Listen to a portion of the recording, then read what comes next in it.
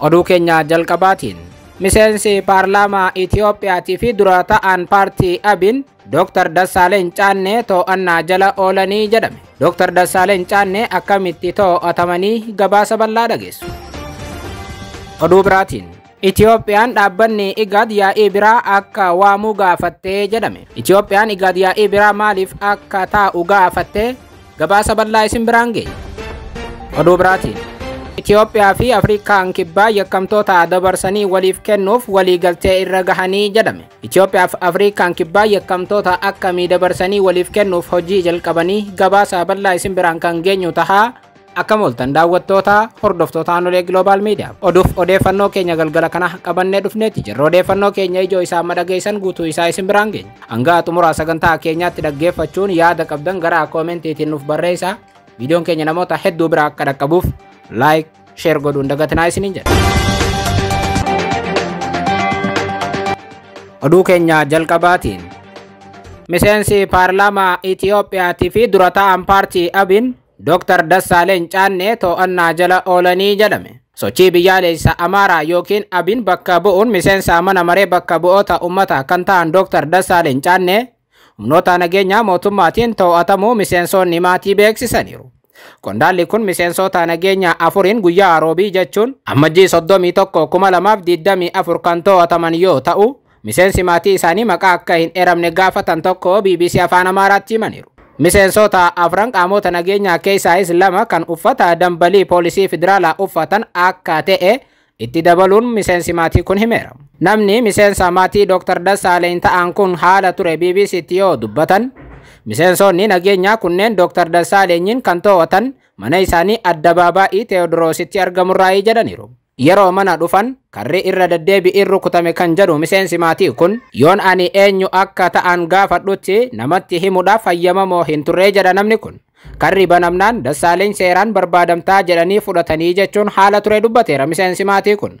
Dr. Dassaaleny erga roobii to'annoo jala oolfamanii booda Kamisa arraa mana isaanii keessatti sakatta'insi sa'aatii 2 fudhate taasifamuu miseensonni maatii kun dubbataniiru.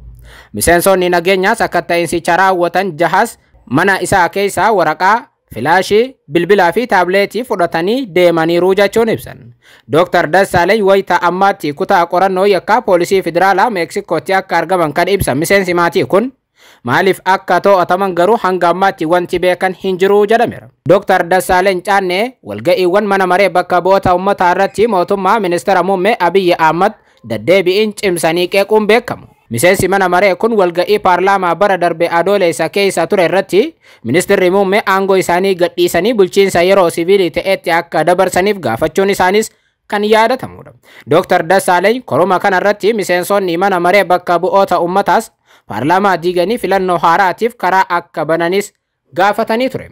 Kana malees gaaga'ama uumame hunda mancaatii fi mul'ata akka biyyaatti karaatti hafeef bulchiinsa mootummaa Abiyyi Ahmad kufaa ta'e itti gaafatamaa jechuun ibsaa turan. Akkuma Dr. Dassaaleny Caannee Abin bakka bu'uudhaan kan filatamee fi miseensa mana maree bakka bu'oota uummataa kan ta'e Kiristaan Taaddalaas ji'a ja'a dura haaluma wal fakkaatuun humnoota nageenyaatiin qabamee yeroo ammaa kana mana hidhaatti argama. Dr. Dassaaleny Caannee miseensa hooggansa Abin yoo ta'an hanga ammaatti paartiin isaanii hidhamuu isaanii ilaalchisuun waan dubbate garuu hin qabu.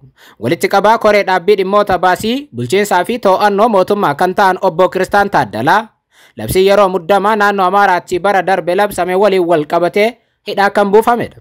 Haaluma wal fakkaatuun obbo Kiristaan Taaddalaatis ministeerri muummee aangoo akka gadhiisaniif walga'ii mana maree irratti warra gaafachaa turan keessaati. Miseensonni mana maree kunneen lamaan akka heera mootummaatti mirga himatamuu dhabu kan isaaniif kenname yoo ta'u, to'annoo jala oolchuudhaaf yoo barbaadamanis manni marichaa mirga himatamuu dhabuu isaanii irraa kaasee ergas booda to'atamu. Haa ta'u malee faallaa heera mootummaa miseensonni mana maree bakka bu'oota uummataa kun to'annaa jala jiru. Miseensa caffee Oromiyaa kan ta'an obbo Taayyee Danda'aas haaluma jara kana waliin wal fakkaatuun yeroo ammaa kana mootummaa Itiyoophiyaa ministeera muummee Abiyyi Ahmad waan qeeqaniif hidhaatti darbatamaniiru.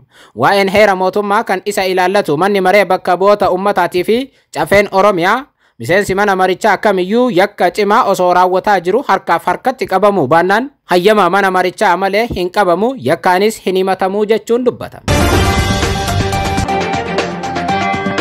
Oduu biraatiin Itiyoophiyaan dhaabbanni IGAD yaa'ii biraa hatattamaa akka waamu gaafatte. Ministeerri dhimma alaa Itiyoophiyaa yaa'iin addaa biyyoota IGAD of keessatti hammate kan rakkoo nageenya gaanfa Afrikaatti mul'achaa jiru irratti mari'atu yeroo gabaabaa keessatti akka qindeeffamuuf gaafateera. Xalayaa pirezidaantii Jibuutiitii fi dura ta'aa IGAD Ismaa'il Umar Geeletiif barreeffame kan Addis Istaandardi argate akka agarsiisutti walga'ii Ugaandaa Kaampaalaatti ammajjii 18 gaggeeffamee ture irratti sababa yeroo gabaabduu turee fi akkasumas ammoo Itiyoophiyaan walga'ii biraa qabduuf Itiyoophiyaan walga'ii ammajjii 18 irraa haftee turte. Gumiin Kaampaalaatti qindeeffame gaaffii Ismaa'il Umar Geeletiin dhimma waliigaltee Itiyoophiyaatii fi Somaaliilaand gidduutti taasifame wal qabatee wal dhibdee Itiyoophiyaatii fi Soomaaliyaa irratti akka mari'atan gaafachuu hordofeeti. Ismaa'il Umar Geelee biyyoota lamaan akkaataa marii taa'uu danda'an irratti walga'ii hatattamaa ammajjii 18 waamanii turan. Akkasumas ammoo dhimma wal dhibdee Suudaan irratti mari'achuuf ture Ismaa'il Umar Geelee walga'ii kana kan waame. Haa ta'u malee ministeerri dhimma alaa Itiyoophiyaa yeroo sanitti sababa hubachiisni kenname gahaa hin turreef Itiyoophiyaan walga'ii IGAD guddaa kanarratti akka argamuu hin dandeenye ibsee ture ministeerri dhimma alaa Itiyoophiyaa. Ministeerri dhimma alaa Itiyoophiyaa xalayaa dura barreesseen walga'ii olaanaa waamame kun sagantaa biraatiin walirra bu'uu fi yeroon hubachiisaa gabaabduu ta'uu eeru walga'ii Ugaandaa Kaampaalaa kanarratti kan hin hirmaanne ta'uu yeroo sanitti ibsee ture. Golabamuu marii olaanaa IGAD 42ffaa hordofee waldhibdeen Itiyoophiyaa fi Soomaaliyaa gidduutti deemaa jiru yaaddeessaa ta'uu ibsee ture IGAD. Mariin bu'a qabeessa gochuun waldhibdee qabbaneessuu fi hariiroo biyyoota lamaanii si'eessuuf tarkaanfii fudhachuun barbaachisaa ta'uu dhaabbanni IGAD yeroo sanitti cimsee hubachiisees ture. Walga'ichi kan gaggeeffame bakka miseensonni lamaan jechuun Itiyoophiyaa fi Suudaan hin jirretti ture. Ajandaan marichaatti gammaduu dhabuu akka sababa ijootti eeruun Suudaan miseensummaa ishee addaan kutuudhaaf yeroo sanitti illee murteessitee turte. Erga marichi gaggeeffame torbaanonni lama darbanii booda Itiyoophiyaan marii olaanaa kan dhimma rakkoo naannoo irratti xiyyeeffatu akka qindeeffamuuf gaafachuun walga'icha irratti kan argamtu ta'uu ibsiteetti. Teessuma dhaabbata IGAD yeroo ammaa kan taate Jibuutii fi barreessaan dhaabbatichaa gaaffii Itiyoophiyaan gaafatteef deebii hatattamaa ni kennuu jedhamee eegama. Itiyoophiyaan rakkoo amma gaanfa Afrikaatti mudate karaa nagaatiin furuudhaaf dhaabbanni IGAD walga'ii hatattamaa taa'uu akka qabu gaafateera. Oduu biraatiin Itiyoophiyaa fi Afrikaan kibbaa yakkamtoota dabarsanii walii kennuudhaaf waliigaltee irra gahanii jedhame. Namoota yakkaan shakkaman dabarsanii waliif kennuuf Itiyoophiyaa fi Afrikaan kibbaa waliigaltee irra gahuun ibsameera.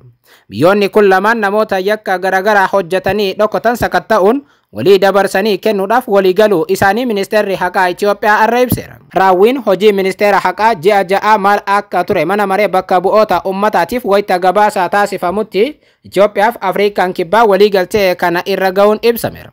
Ministeerri haqaa Itiyoophiyaa Dr. Geediyoon Ximootiyoos mana maree bakka bu'oota ummataatiif akka himanitti baatii ja'aan darban keessa namoota 6,013 kan ta'aniif tajaajila seeraa kennuu isaanis beeksisaniiru.